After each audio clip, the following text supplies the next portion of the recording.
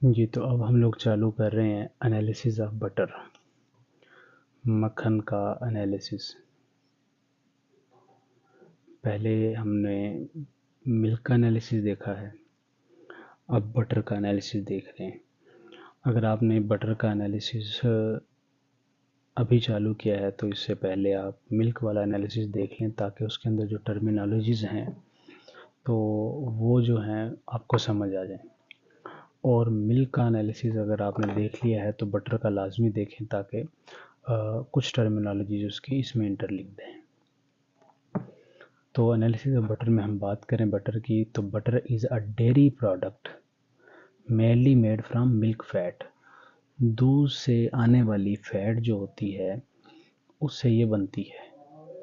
And it's quality depends on fat content, के कितना fat है, मतलब बटर की क्वालिटी फैट कंटेंट पे डिपेंड करेगी। मॉइस्चर कितना उसके अंदर पानी है, टेक्सचर, फ्लेवर, प्योरिटी। यानी कि बटर के बारे में उसका moisture content, fat content, texture, flavour, purity वगैरह सब जानना लाजमी है, तभी पता चलेगा बटर किस क्वालिटी का है। ठीक है। Objectives of butter analysis, butter के एनालिसिस के ऑब्जेक्टिव्स क्या हैं? ये जी सबसे पहले determine fat content and moisture को देखना होता है हमने, कि उस बटर के अंदर फैट कितना है और मॉइस्चर नमी कितनी है। दूसरा, डिटेक्ट अडल्टेंट्स एंड कंटेमिनेंट्स, के बटर को बनाते हुए कोई चीज़ें इंटेंशनली ऐड तो नहीं की गई वेट को बढ़ाने के लिए ताकि प्रॉफिट ज़्यादा मिले। एंड कंटेमिनेंट्स, और इसके अंदर जो गैर मतलब ना चाही जाने वाली चीज़ें हैं वो कितनी हैं। कंटेमिनेंट से मुराद वो अजाफी चीज़ें जो डिज़ायर नहीं होती, वो उस ख़ास चीज़ के लिए कंटेमिनेंट कहलाती हैं। Assess physical properties like texture and colour, physical properties भी देखी जाती हैं, कलर एंड टेक्सचर, क्योंकि टेक्सचर अच्छा होगा तो वो मार्केट के अंदर बिकेगा, कलर अच्छा होगा बिकेगा। Ensure compliance with standards and labelling, ensure compliance करना होता है हमने स्टैंडर्ड्स के साथ। आपको पता होना चाहिए कि प्रोविंस के अंदर या किसी स्टेट के अंदर या किसी सिटी के अंदर फूड ऑर्गेनाइजेशंस होती हैं जो कि फ़ूड की क्वालिटी को मॉनिटर कर रही होती हैं। तो जो उन्होंने पैरामीटर सेट किए होते हैं उनके साथ क्या ये वाकई जो प्रोडक्ट बेची जा रही है या प्रोडक्ट सैंपल के लिए आई है ये कंप्लाई करती है या नहीं। और 5वें नंबर पे है चेक माइक्रोबायोलॉजिकल क्वालिटी, तो माइक्रोबायोलॉजिकल क्वालिटी भी चेक की जाती है कि इसके अंदर माइक्रोब्स कितने हैं ओवरऑल बोला जाए तो।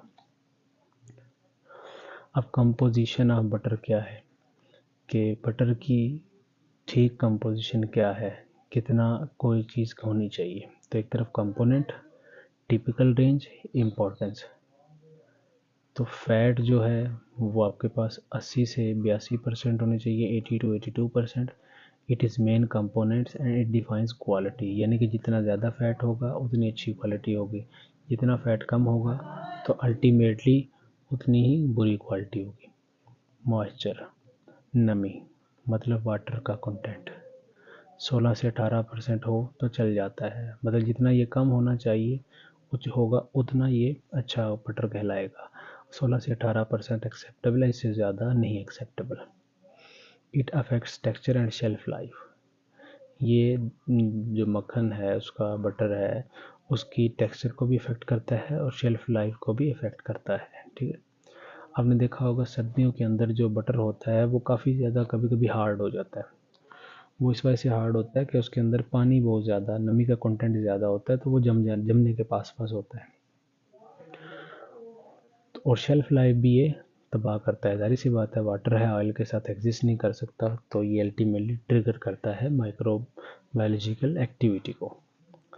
Milk solids non fat, fat के अलावा जो दूसरे सॉलिड्स हैं मिल्क के अंदर वो भी आते हैं बटर के अंदर, तो अल्टीमेटली इसको MSNF बोला जाता है। ये 1 से 2% हो एक्सेप्टेबल है। ये कंटेन्स प्रोटीन्स और लैक्टोज वगैरह हो सकते हैं। ठीक है। प्रोटीन जो भी होती हैं वो भी सॉलिड ही होती हैं और लैक्टोज वगैरह शुगर्स भी सॉलिड फॉर्म के अंदर होती हैं। साल्ट, ये अगर नमक वाला आपने थोड़ा सा नमक मिला साल्टेड बटर लिया है तो 0 से 2% चलेगा। ये याद रहे कि परसेंट से क्या मुराद है कि 100 ग्राम में कितनी कोई चीज़ है, ये याद रखना आपने, 100 ग्राम में कितनी कोई चीज़ है। अब 0 से 2 से क्या ग्राम है कि 100 ग्राम का अगर बटर का पीस है तो आपके पास 2 जो होगा वो अल्टीमेटली आपके पास ऐड हो जाएगा ये, ठीक है। उसी हिसाब से फ्लेवर एंड प्रिजर्वेशन वगैरह जो है वो इससे देखा जाता है। जो पीएच है वो 4.5 से 5.5 और इंडिकेट फ्रेशनेस। पीएच जो है ना ये एसिडिक है इसकी, ठीक है, और एसिडिक भी मिल्क से ज़्यादा है, एसिडिक मोर देन मिल्क, दूध से ज़्यादा एसिडिक है। दूध की कितनी थी 6.6 से 6.8 और एसिडिक बटर की कितनी है 4.5 से 5.5, which is more acidic butter, ठीक है। तो ये बात आपने याद रखनी है।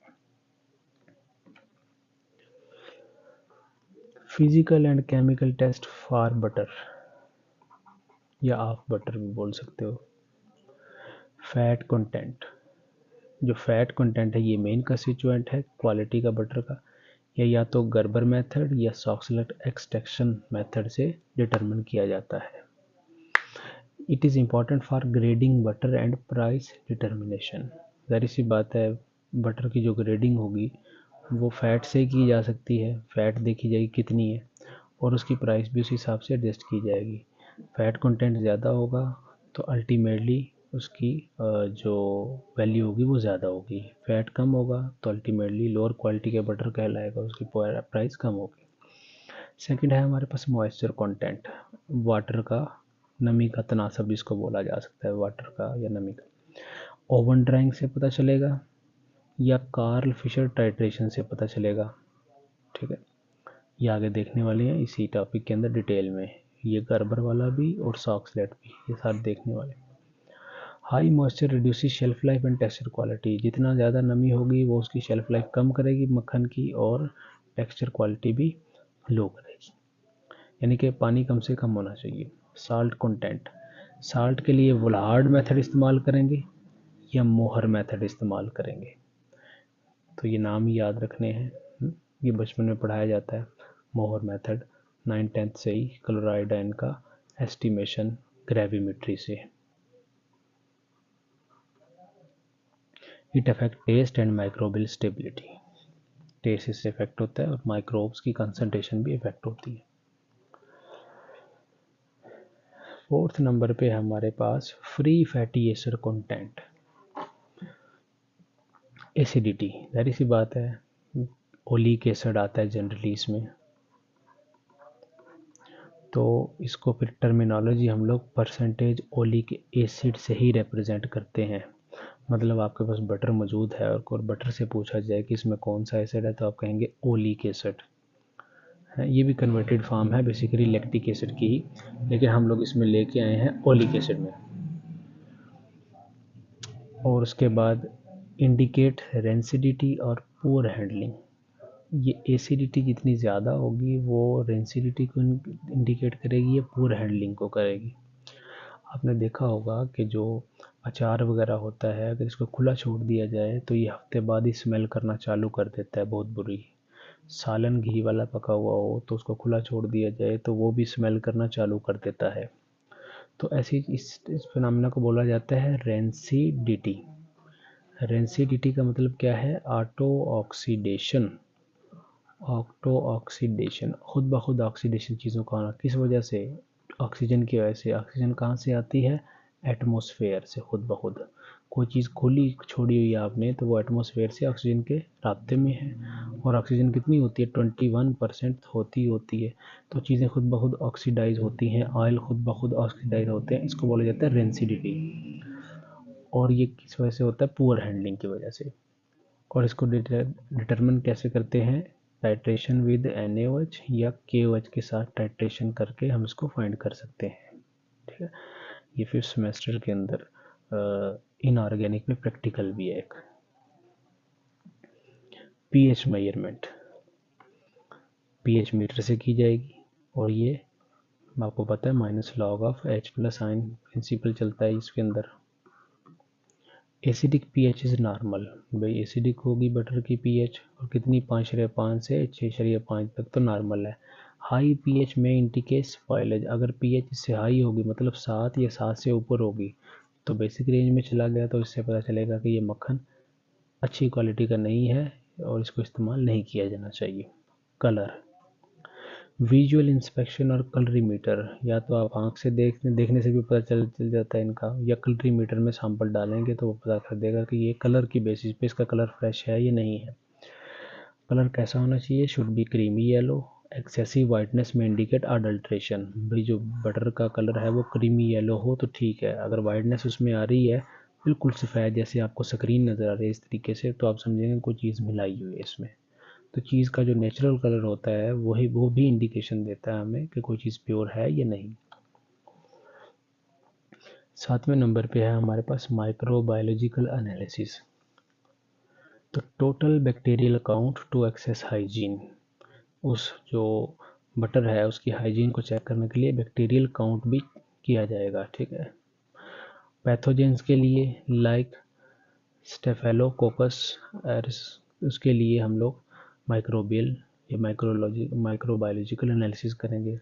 यीस्ट या मोल्ड की डिटेक्शन के लिए भी क्या करेंगे? स्पॉयलेज करते हैं, ये माइक्रोबायोलॉजिकल एनालिसिस करते हैं।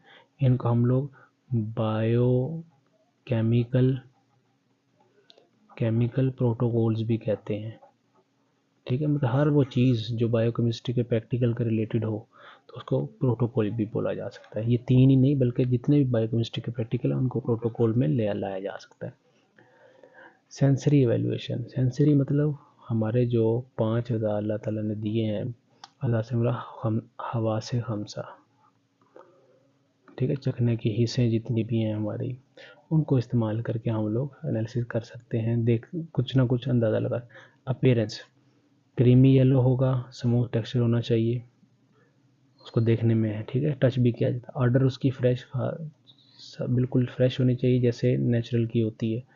स्वीट अरोमा, मीठी खुशबू होनी चाहिए विदाउट रेंसिडिटी, मतलब वो ख़राब होने वाली नहीं होनी चाहिए, ठीक है। जैसे अचार हो ख़राब आपके पास तो वो सूंघने से ही पता चल जाता है कि भाई ख़राब हो गया है, और जनरली देसी घरों में तो काम ही ऐसे किया जाता है, सूंघ के बताया जाता है लाओ भी कोई खाना ख़राब हुआ है या नहीं, वो कैसे देखा जाता है? सूंघ के। तो आजकल के मतलब आवाम के अंदर ख़ास तौर पे फीमेल में ये शक्ति नहीं रही अब।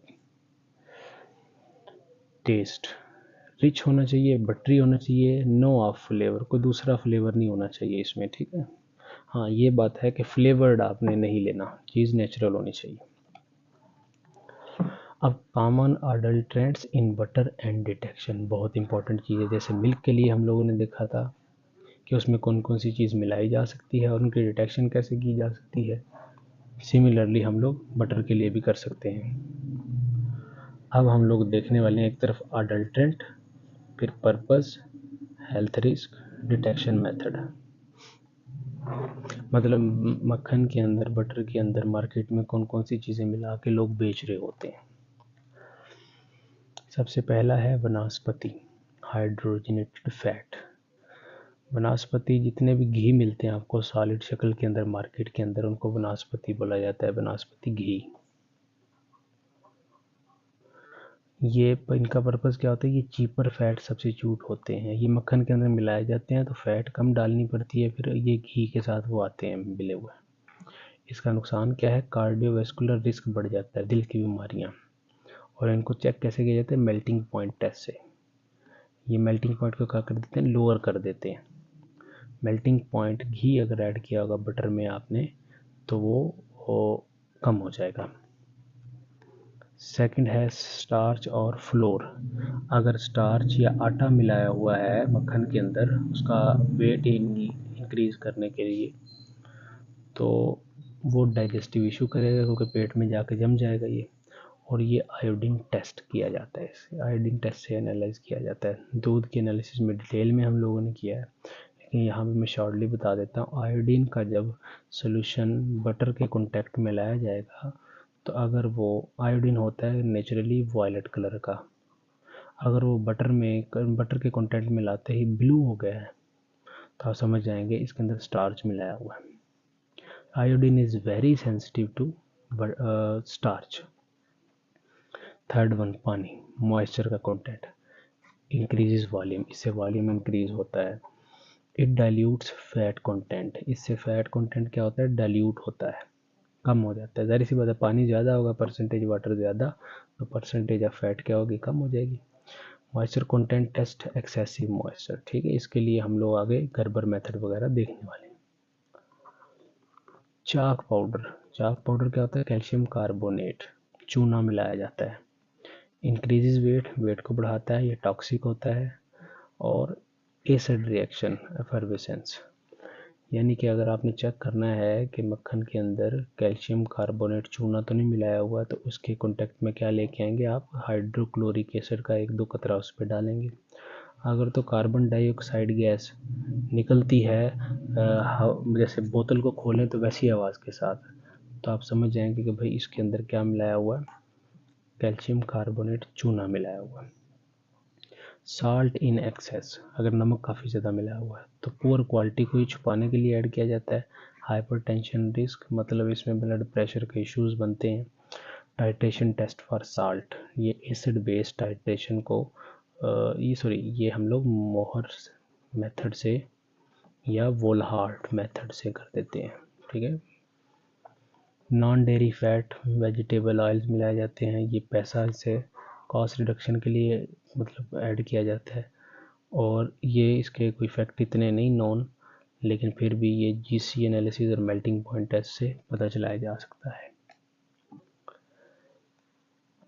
अब जो क्वालिटी पैरामीटर्स एंड स्टैंडर्ड्स हैं ऑफ बटर के क्वालिटी स्टैंडर्ड्स हैं जो ये FSSAI ने फिक्स किए हैं या कोडेक्स ने फिक्स किए हैं। ये हमने शुरू में लेक्चर में देखा था कि ये दोनों आपके पास रेगुलेटरी अथॉरिटीज़ हैं फूड के related.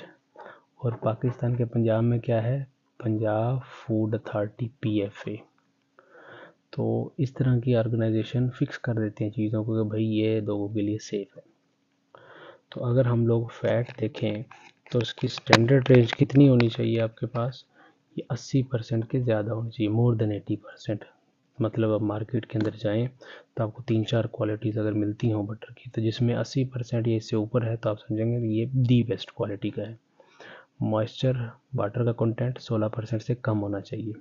Salt for salted butter 2% से कम होना चाहिए। फ्री फैटी एसिड्स ये 5.5% से कम ओलिक एसिड होना चाहिए। पीएच 4.5 से 5.5 होनी चाहिए। और लैक्टोज 1% से भी कम होना चाहिए। तो मेजर कंपोनेंट क्या है, फैट। ये स्ट्रिक्ट वैल्यूज़ हैं। ये एक अच्छा यानी कि गुड क्वालिटी बटर के लिए ये चीज़ें तो होनी चाहिए। इससे आगे पीछे होंगी वैल्यूज़ तो भी क्वालिटी चेंज हो जाएगी। अब हम लोग यहाँ पे आ रहे हैं instruments used in butter analysis. कौन कौन से इंस्ट्रूमेंट्स हैं जो बटर एनालिसिस में इस्तेमाल होते हैं। एक तरफ इंस्ट्रूमेंट, फिर उनका काम। Gerber centrifuge fat content measure करवाता है। कार्ल फिशर टाइट्रेशन या टाइट्रेटर मॉइस्चर का एनालिसिस करवाता है, वाटर को आइडेंटिफाई एंड कंसंट्रेशन इसकी बताता है। पीएच मीटर पीएच डिटर्मिनेशन करवाता है, मतलब एसिडिटी का पता करवाता है। कलरीमीटर रंग की बेसिस पे हमें एनालिसिस करवाता है। Gas chromatograph fatty acid profile, मतलब फैटी एसिड कितने हैं और अडल्ट्रेंट्स का पता दिलवाता है, ठीक है। तो ये कुछ टर्मिनोलॉजीज एंड इंस्ट्रूमेंट्स हैं जो कि हम लोग इस्तेमाल करते हैं बटर का एनालिसिस करते हुए। ये मेन हैं, और भी हैं छोटे बहुत, तो वो अगर छोड़ भी दिए जाएँ तो इतने ये मेन लाजमी करने हैं। सबसे पहला हम लोग देख रहे हैं गर्बर मेथड, ये फैट को देखने के लिए है। तो अगर इसके बारे में बात करें, Gerber method is widely used as chemical method for determining the fat content in dairy products like milk, cream and butter. मतलब जितनी भी डेयरी प्रोडक्ट्स हैं उनमें अगर फैट मेजर करना है आपने तो वो आप गर्बर से करेंगे। It is simple, rapid and economical. ये आसान भी है, जल्दी भी हो जाता है और पैसा भी बचाता है। अब इसको किया कैसे किया जाता है, इसके लिए एक दो लाइनें हैं, वो देख के फिर आगे इसकी पिक्चर से देखते हैं हम लोग। The fat in the sample is released by digesting non-fat solids using sulfuric acid. अब देखें, the fat in the sample is released by digesting non-fat solid, mainly protein using sulfuric acid. अब आपको पता होना चाहिए कि बटर के अंदर फैट भी होता है प्लस नॉन फैट पार्टिकल्स भी होते हैं। अब दोनों के दोनों किस में है, ये बटर के अंदर हैं टोटल के अंदर। अब ये जो नॉन फैट पार्टिकल्स हैं इनको किस में हल करवाया जाता है, सल्फ्यूरिक एसिड के अंदर, ताकि इनको क्या करे, सल्फ्यूरिक एसिड खा जाए। तो बाकी क्या रह जाएगा, फैट। वो फैट को डायरेक्टली हम लोग किसी सॉल्वेंट में हल करके रीडिंग उसकी नोट कर लेंगे। देन अमाइल अल्कोहल, 5 कार्बन वाले अल्कोहल को ये इस्तेमाल किए जाते, is added to prevent charring and help fat float. तो फैट इसे क्या करती है, ऊपर तैरना चालू कर देती है। The fat is separated by centrifugation, fat को अलग किसे किया जाता है, सेंट्रीफ्यूगेशन मेथड से, और उसको फिर एक वॉल्यूम को मेजर कर लिया जाता है कैलिब्रेटेड ब्यूटायरोमीटर के जरिए। ठीक है, इंपॉर्टेंट लाइन यही थी कि बटर के अंदर फैट और नॉन फैट दोनों पार्टिकल होते हैं। नॉन फैट वालों को हम लोग किससे रिमूव करते हैं, सल्फ्यूरिक एसिड से। अब मटेरियल रिक्वायर्ड गर्बर को करने के लिए, गर्बर ब्यूटायरोमीटर, ये जो इंस्ट्रूमेंट है वो खुद इट सेल्फ हमारे पास होना चाहिए, ताकि तभी तो एनालिसिस कर पाएंगे। सल्फ्यूरिक एसिड होना चाहिए 90 से 91%, मतलब हाईली कंसनट्रेटेड होना चाहिए प्योर शक्ल के अंदर। Amyl alcohol, iso amyl alcohol इस्तेमाल कर लेंगे हम लोग। पाइपेट होनी चाहिए, मिल्क और बटर सैंपल होना चाहिए, सैंपल ऑन गर्बर सेंट्रीफ्यूज, वो ऑपरेटर्स खुद होना चाहिए। वाटर बाथ, 65 से 70 डिग्री सी तक हमने इसको गर्म करना होता है। तो ये याद रहे, गर्बर सेंट्रीफ्यूज और गर्बर ब्यूटायरोमीटर दोनों ही गर्बर मेथड में इस्तेमाल होते हैं। दो ये इंस्ट्रूमेंट्स का कलेक्शन है। ब्यूटायरोमीटर परसेंटेज ऑफ फैट बताएगा और सेंट्रीफ्यूज का काम क्या होगा, सेपरेट करेगा किसको, फैट को। कहाँ से, जो बाकी चीज़ बच गई है उससे। अब आप देखें कि ये है गर्बर सेंट्रीफ्यूज। सेंट्रीफ्यूज जैसे आपने देखा होगा कपड़े सुखाने वाली ड्रायर मशीन होती है, इसी तरीके से सेंट्रीफ्यूज होता है ये। जैसे वो घूमे तो पानी बाहर निकाल देती है मशीन से, तो अल्टीमेटली इसके अंदर अगर कोई वायल रखेंगे हम लोग या टेस्ट ट्यूब रखेंगे तो उसमें हैवियर पार्टिकल नीचे बैठ जाएंगे, जो लाइटर होंगे वो ऊपर आ जाएंगे। ठीक है, डेंसिटी की बेसिस पे सेपरेट करती है ये चीज़ों को। और ये है गर्बर ब्यूटायरोमीटर मीटर। ठीक है, ये एक ही लैब में दोनों प्रेजेंट होते हैं। ऊपर वाले का काम क्या है कि फैट को सेपरेट करना, नीचे वाले का काम क्या है, परसेंटेज में रीडिंग देना। अब मिल्क के लिए हम लोग कैसे करते हैं ये, अच्छा मिल्क आ जाए या बटर आ जाए, दोनों के लिए सेम है, तो इसलिए मैंने मिल्क के साथ इसको रिलेट किया, क्योंकि मिल्क को मतलब हीट नहीं करना पड़ता, वो ऑलरेडी लिक्विड है। बटर को पहले हीट करके फिर लिक्विड फॉर्म के अंदर लेके आना पड़ता है, ऐसा माने। सबसे पहले क्या है, add 10 ml of sulphuric acid to Gerber butyrometer. सबसे पहले इसके अंदर आपने क्या कर लेना है, ये 10 ml सल्फ्यूरिक एसिड डाल देना इस सफ़ेद कॉलम के अंदर। ठीक है, ऐड 10.75, ये 10 ही कर लें अप्रॉक्सीमेटली, सेम वाली में। ठीक है, of milk sample gently over the acid, उसके बाद इसमें क्या कर देना, मिल्क सैंपल भी ऐड कर देना इसके अंदर। तो ओवरऑल कितना होगा, ये 20 ml इसके अंदर ऐड हो गया। इसके ऊपर रीडिंग भी लगी हुई है, पता चलता जाता है। Add 1 ml of amyl alcohol, तो इसके अंदर 1 ml क्या ऐड कर दिया, अमाइल अल्कोहल। इसके ऊपर फिर आपने क्या करना, ऊपर एक स्टॉपर लगा देना होता है रबड़ का। Shake gently but thoroughly wear gloves, इसको उठा लें आप। ठीक है, यानी कि इसको आप अलहदा हाथ से, ये उतर भी जाता है, जैसे उठा लें, ऊपर रबड़ का स्टॉपर लगा के इसको अच्छे से हिलाना है, मतलब विगरसली। उसके बाद place the ब्यूटायरोमीटर in the Gerber centrifuge. ये होल जो नज़र आ रहे हैं, ये देखने में आपको छोटे नज़र आ रहे हैं, लेकिन ये जो कॉलम होता है ये इसमें फिट आ जाता है, जैसे टेस्ट ट्यूब को रखा जाता है। एंड स्पिन एट 1100 से 1200 आरपीएम फॉर 5 मिनट। तो 5 मिनट आपने लगातार इसको घूमने देना है। फिर क्यों घूमने देना है कि इसके अंदर जो सल्फ्यूरिक एसिड है वो नॉन सॉलिड पार्टिकल्स को डाइजेस्ट कर ले, फैट जो है वो अलहदा हो जाए, और जो फैट अलहदा हो वो माइल अल्कोहल के साथ मिलके ऊपर तैरना चालू कर दे। उसके बाद क्या करना होता है, transfer to a water bath at 65 degree C for 5 minute. जो इधर से आपने ये टेस्ट ट्यूब निकालनी है उसको वाटर बाथ में रख देना है, मतलब गर्म करना है 65 डिग्री C तक, ताकि फ़ैट क्या हो, पिघल जाए। उसके बाद आपने दोबारा ला के कॉलम को इस ब्यूटायरोमीटर के ऊपर लगा देना होता है।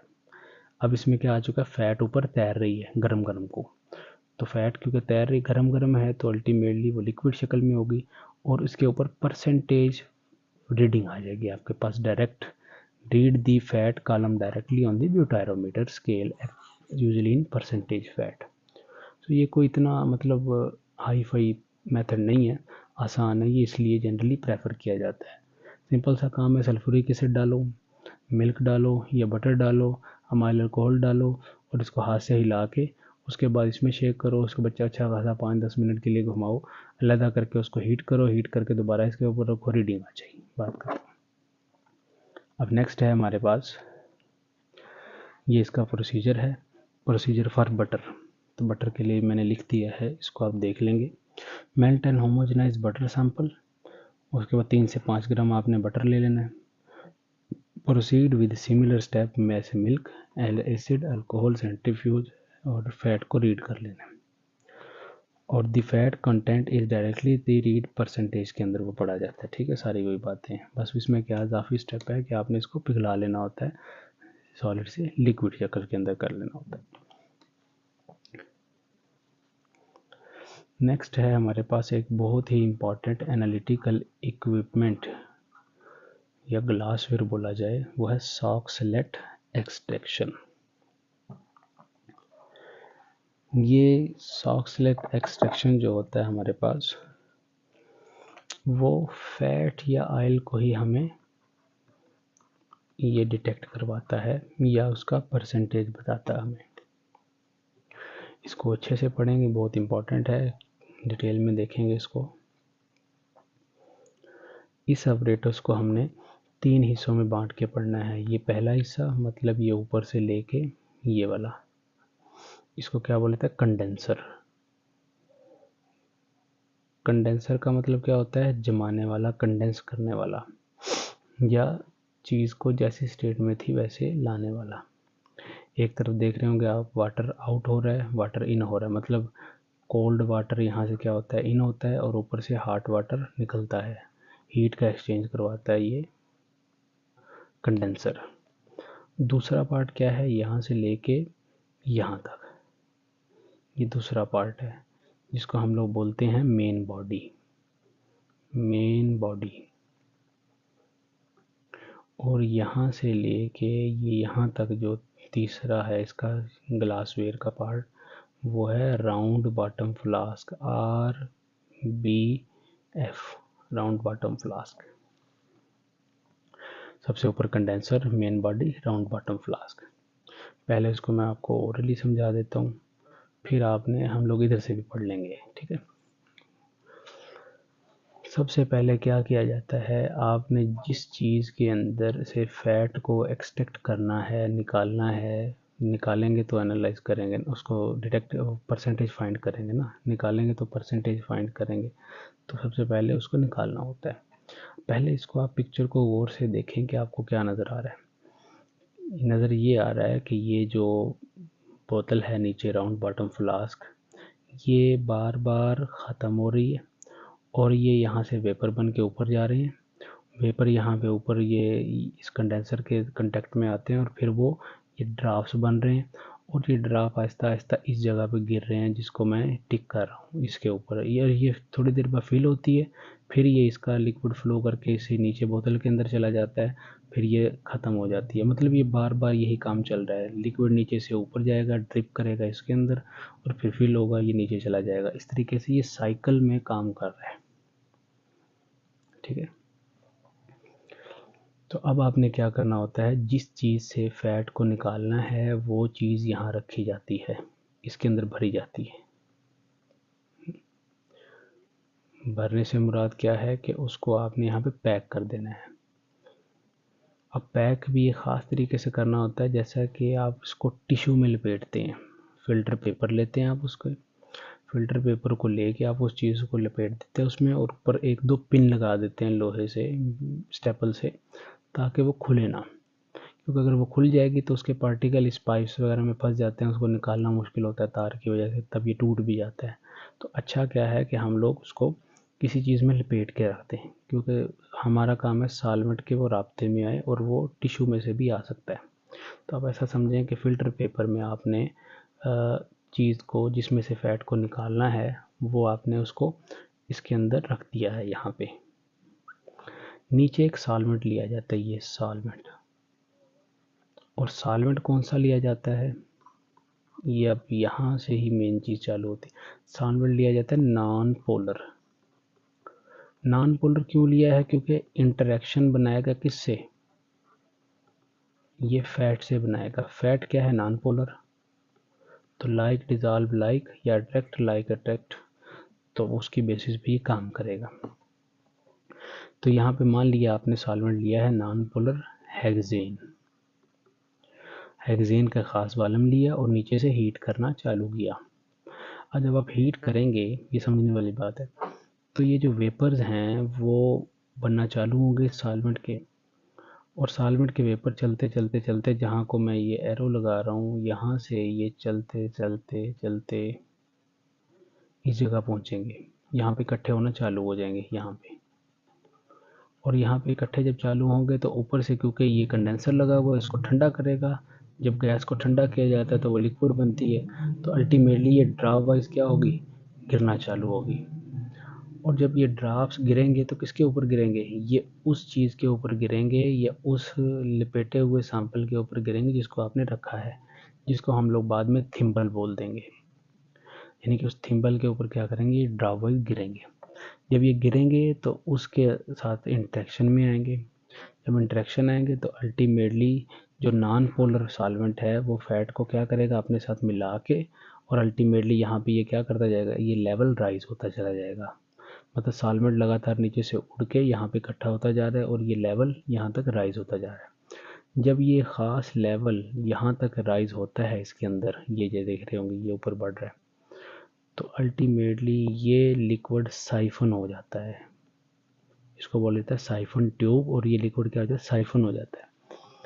अब ये जो लिक्विड साइफन होकर दोबारा इस राउंड बॉटम फ्लास्क के अंदर आ रहा है, ये अब अकेला सॉल्वेंट नहीं है, ये फैट के मॉलिक्यूल्स को भी ला रहा है साथ में। फैट प्लस सॉल्वेंट आ रहा है दोनों। फैट कहाँ से आ रहा है, वो उधर से जो उठा के लाया उस सैंपल में से। फिर इसी तरीके से ये सॉल्वेंट एवेपोरेट होता है, फिर गिरता है, फिर इस फैट को नीचे लाता है।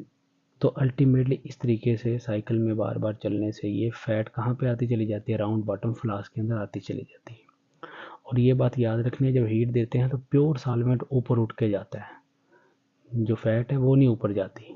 ठीक है ना, ये राउल्ट लॉ का एक एप्लीकेशन भी है। तो अभी के लिए क्या याद रखेंगे कि सॉल्वेंट प्योर शक्ल के अंदर ऊपर उठ के जाता है, और अल्टीमेटली वो नीचे इम्प्योर शक्ल में आता है, फिर वो प्योर ऊपर जाता है। तो with the passage of time हम क्या देखते हैं कि इधर क्या रह जाता है, फैट सिर्फ रह जाता है, या फैट इकट्ठा हो जाता है। सॉल्वेंट जो होता है वो बार बार चक्कर लगाता रहता है, और जब हम इसको बंद करेंगे तो इसके अंदर क्या होगा, हमारे पास फैट सारे का सारा आ चुका होगा, किस में से, यहाँ से निकाल के, और प्लस क्या रह जाएगा, solvent.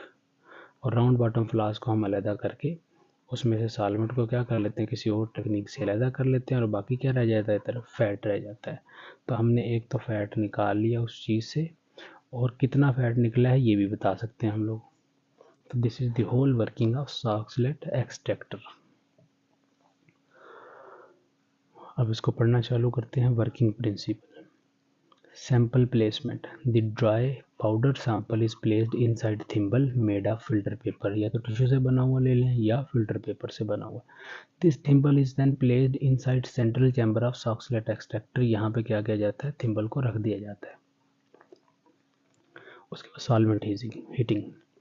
A solvent, usually hexane or ether, is placed in non-polar हैं ये दोनों, is placed in round bottom flask below the extractor and heating using heating mantle over the bath। यहाँ से हीट किया जाता है उसको। The solvent evaporates and travels up to the distillation arm। अब ये distillation arm इसको बोला गया है, DR से लिख रहा हूँ मैं, distillation arm। Condensation। The solvent vapor reaches the condenser at top where it condenses into liquid। यहाँ पे ये क्या हो रहे हैं, यहाँ पे इस जगह पे कंडेंस हो रहे हैं। And drips into the chamber containing sample. और कहाँ पे ड्रिप होते हैं, इस चेम्बर पे, यानी कि थिम्बल के ऊपर। Extraction. The hot solvent washes the sample and dissolving fat. Wash का मतलब होता है साथ बहा के ले जाता है। जाहिर सी बात है, इसके ऊपर गिर रहे हैं, नॉन पोलर इंटरेक्शन होगा और वो साथ में बहा के ले जाएंगे। When this chamber fills to a certain level, siphon back into flask below। तो यहाँ से साइफन बैक होकर कहाँ पे आ जाता है, नीचे राउंड बॉटम फ्लास्क में। Carrying the extracted fat with it. तो आते हुए साथ में क्या लेके जाता है, फैट भी ले आता है। Repetition. This process repeated automatically over several cycle. Typically 4 से 8 घंटे लगातार ये चलता रहता है। हम इसको 6-8 घंटे के लिए लगा के रख देते हैं ताकि बार बार सॉल्वेंट ऊपर जाए, फैट को ले आए, सॉल्वेंट ऊपर जाए, फैट को ले जाए। कब तक ये चलता रहता है, जब तक कि मैक्सिमम फैट उससे निकल के नीचे सॉल्वेंट वाले बॉक्स के अंदर या बॉटम फ्लास्क के अंदर ना आ जाए। Solvent removal. After extraction is complete the solvent is evaporated. Solvent को क्या कर लेते हैं, फिर अलग कर लेते हैं रोटरी एवेपोरेटर से और ड्राइंग ओवन से। लीविंग बिहाइंड फैट और ऑयल रेजिड्यू। पीछे क्या रह जाता है, सिर्फ फैट रह जाता है। The fat content is weighed and expressed in percentage of the original sample. Percentage में इसको रिप्रेजेंट किया जाता है। ठीक है, अब कैसे लिखते हम लोग लेते हैं, मान लेते हैं टोटल हमने क्या लिया, टोटल 100 ग्राम सैंपल लिया जिससे फैट निकालना है। ठीक है, ये हमारा गिवन था। अब weight of empty round bottom flask, ये पहले कर लिया होता है हमने, यानी कि ये जो इसका वज़न है खाली का वो कर लिया जाता है। ये ऐसा मान लिया हमने कि ये 50 ग्राम है। ठीक है, उसके बाद weight of round bottom flask जो न्यू आया है, यानी कि आफ्टर एक्सट्रैक्शन, वो मान लिया आया है 70 ग्राम। तो इसका मतलब है कि इन दोनों का जब डिफरेंस लेंगे तो वो फैट का आएगा, क्योंकि आफ्टर से क्या मतलब फैट इसमें मौजूद है, सॉल्वेंट तो उड़ा लिए। तो कितना हो गया, ये 20 ग्राम फैट आ गया। ठीक है, अब इसको रिप्रेजेंट कैसे करेंगे, हम ऐसे करेंगे कि परसेंटेज जो फैट है वो आपके पास 20 है, 20% है। यानी कि 100 ग्राम सैंपल था, उसमें कितना फैट है, 20%, 20 ग्राम सैंपल मतलब फैट निकल के आया आपके पास। तो इस तरीके से रिप्रेजेंट किया जाए। जनरली 100 ग्राम ही सैंपल लिया जाता है। हाँ, अगर 200 ग्राम लिया जाए तो फिर एक के लिए निकाल के 200 के लिए भी कर सकते हैं हम लोग। ठीक है, तो इस तरीके से हम लोग सॉक्सलेट एक्सट्रैक्शन करते हैं। नेक्स्ट इम्पॉर्टेंट हमारे पास बटर के एनालिसिस में आता है Karl Fischer titration and its principle. Karl Fischer titration water की एस्टिमेशन के लिए इस्तेमाल की जाती है।